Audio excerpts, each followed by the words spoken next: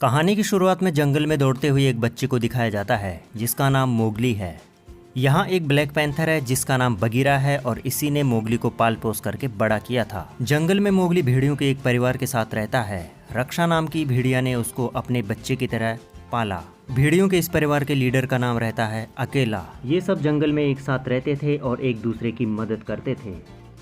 जंगल में गर्मियों का मौसम आ गया था और इस वजह से जंगल के सारे जानवर पानी की किल्लत से परेशान थे। इसलिए सभी जानवरों ने एक मीटिंग बुलाई और एक जल संधि की। जल संधि में जंगल में रहने वाले सभी जानवरों ने यह सहमति बनाई कि सब लोग नदी में पानी पीने आएंगे और कोई भी जानवर एक दूसरे पर अटैक नहीं करेगा। कोई भी बड़ा जानवर छोटे जानवरों को नहीं सताएगा। मोगली के लिए भी जंगल में इस बात की मनाही थी कि वह इंसानों के जैसा व्यवहार नहीं करेगा। एक दिन जब जंगल में सबके सब पानी पी रहे होते हैं तो उन सब में एक हलचल हो जाती है और वहाँ पर जंगल का राजा शेर खान पहुँच जाता है। शेर खान मोगली को बुरी नज़र से देखता है और इंसानी बच्चे को खाना चाहता है, लेकिन तभी रक्षा उससे कहती है कि हमने इसे पाल पोस कर बड़ा किया है और हम ऐसा नहीं होने देंगे। शेर खान सभी जानवरों को डराते हुए कहता है कि यदि कोई मेरे शिकार के बीच में आया तो तुम जानते हो कि मैं उसका क्या हश्र करूंगा। वह कहता है कि जंगल में फिर से बारिश आएगी और तालाब भर जाएगा। जब यह जल संधि टूट जाएगी तब इसे कौन बचाएगा। आखिरकार बरसात का मौसम आ गया। जंगल में तेज बारिश होने लगी। नदियाँ पानी से लबालब भर गई और जल संधि का टूटने का समय आ चुका था। ऐसे में सभी जानवर आपस में मीटिंग करते हैं।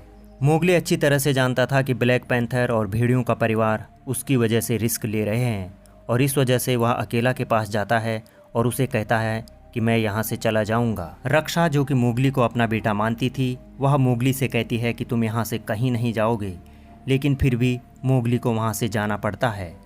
मोगली को विदा करते समय जंगल के सभी जानवर इमोशनल हो जाते हैं।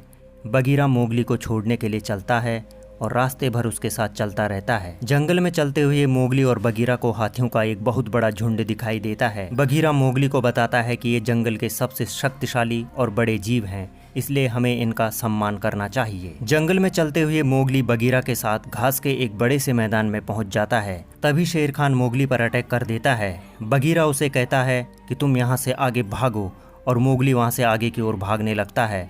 बगीरा शेर खान से लड़ने लगता है, लेकिन वह जानता था कि वह अधिक देर तक शेर खान को नहीं रोक पाएगा। उस घास के मैदान में शेर खान लगातार मोगली का पीछा करता है, लेकिन मोगली भैंसों के एक बड़े से झुंड के बीच में चला जाता है। मोगली शेर खान की आंखों में धूल झोंक करके एक भैंस की पीठ में बैठता है और वहां से दूर निकल जाता है।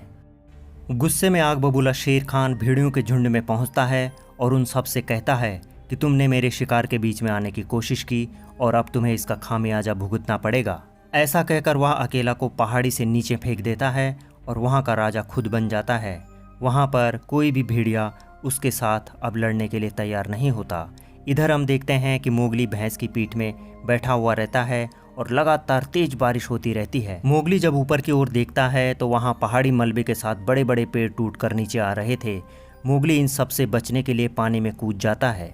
फिल्म के अगले दृश्य में मोगली को जंगल में दिखाया जाता है, जहाँ कि वह पेड़ से फल तोड़ रहा होता है।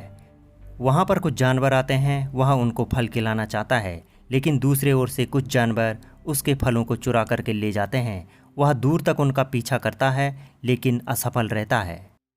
मोगली अब इस घने जंगल में अकेला था। तभी उसे एक आवाज़ सुनाई देती है और वह देखता है कि उसके ठीक सामने एक फीमेल स्नेक है। वह उससे कहती है कि मैं तुम्हारा ध्यान रखूंगी। उसकी आंखों में देखते हुए मोगली को अपना बीता हुआ कल याद आने लगता है। वह मोगली को बताती है कि तुम एक इंसान हो और जंगल में एक ऐसा रक्त फूल है जिसको देखकर सबके सब डरते हैं। रक्त फूल यानी कि आग। वह फीमेल स्नेक मोगली को बताती है कि तुम्हारे पिता ने तुम्हारी रक्षा करने के लिए शेर खान पर रक्त फूल से अटैक किया था और इस वजह से उसका पूरा चेहरा बिगड़ गया था। इसके बाद तुम्हें बगीरा मिला और उसने तुम्हें भेड़ियों के पास छोड़ दिया। वह बड़ा सा सांप मोगली को खाने ही वाला था कि तब तक वहाँ पर एक भालू पहुँच जाता है और वह मोगली की जान बचा लेता है। इसके बाद कहानी में मोगली को एक गुफा में दिखाया जाता है और उसके सामने एक बड़ा सा भालू बैठा रहता है जिसका नाम होता है बल्लू।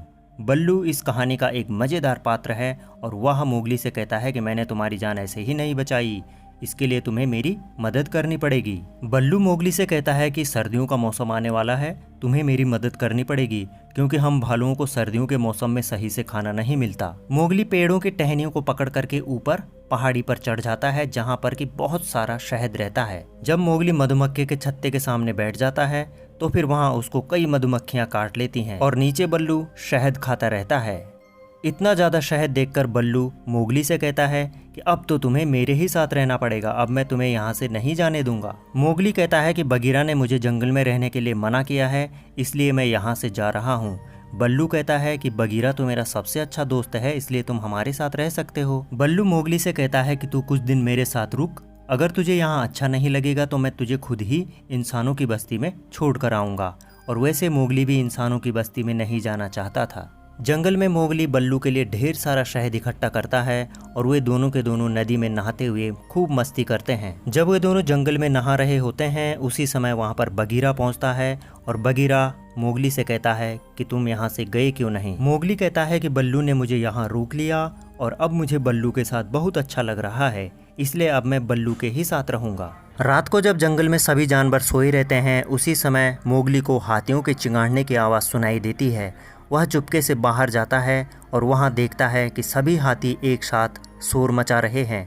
वह देखता है कि हाथी का एक बच्चा एक गहरे गड्ढे में चला गया है। अब वह उसे बचाने की कोशिश करता है और रस्सियों के सहारे उसे ऊपर खींच लेता है। यह देखकर हाथी बहुत खुश होते हैं कि इंसान हमारी मदद कर रहे हैं। बगीरा और बल्लू आपस में बातचीत करते हुए कहते हैं कि यदि मोगली इंसानों के बीच में गया तो वे उसे बेकार कर देंगे। बाद में बगीरा के समझाने पर बल्लू को लगता है कि मोगली का जंगल में रहना सही नहीं है और यहाँ उसकी जान को खतरा है, इसलिए वह मोगली के पास जाता है। मोगली के पास जाकर वह कहता है कि मैंने तुम्हारा इस्तेमाल किया था, ना ही मैं तुम्हें अच्छा मानता हूँ और ना ही तुम मेरे अच्छे दोस्त हो।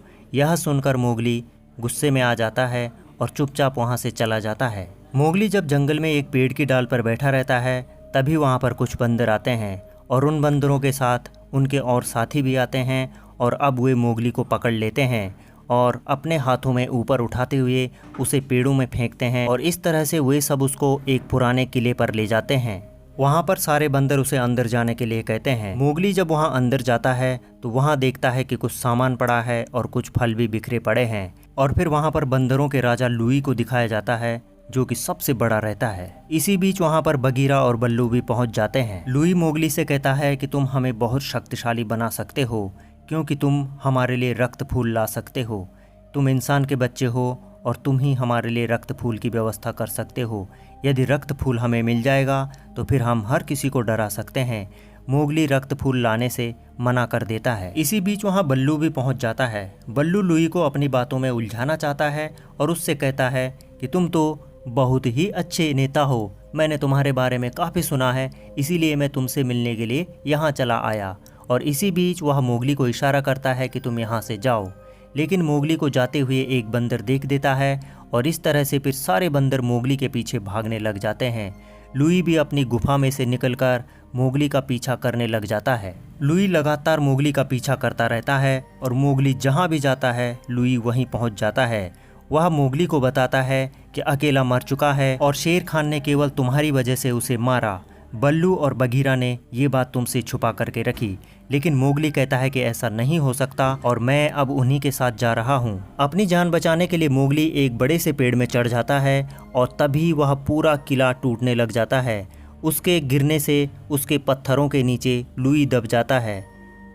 बगीरा सोचता है कि मोगली उन पत्थरों के नीचे दब गया है, लेकिन मोगली पेड़ में रहता है और वह कहता है कि तुम लोगों ने मुझसे झूठ कहा और अब मैं सच में इंसानों के बीच में जा रहा हूँ।